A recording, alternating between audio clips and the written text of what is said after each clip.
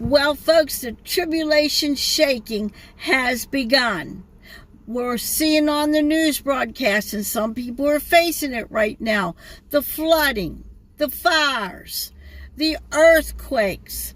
These are the tribulation shakings. Now, we're not in the tribulation yet, but what does that mean, tribulation shakings?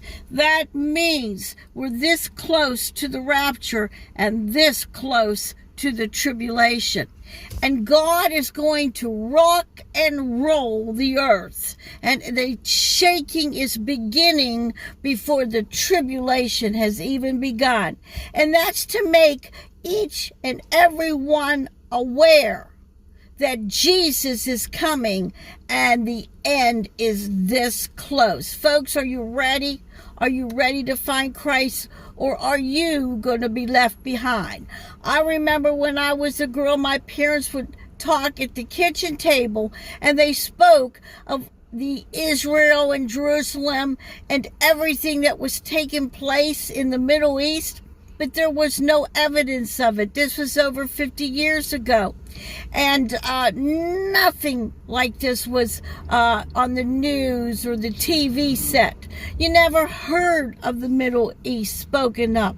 But Revelation takes us right there to the Middle East, and I am now witnessing everything that my parents spoke of over 50 years ago. How can you say this isn't going to happen? It is happening, folks. And that shaking and all the earth's disasters and the changing of the planet has everything to do with Revelation and God's judgment. It's going to start very soon. God's given you and the whole world a warning. This is the time of the shaking of the great tribulation that's about to take place, folks. Are you ready? Something to think about, folks. In my previous video, I asked all of you to find time to communicate with Jesus. Find that private time with Christ. And you know, if you live in a vulnerable place as a Christian, the rapture has not begun yet, but it will come soon.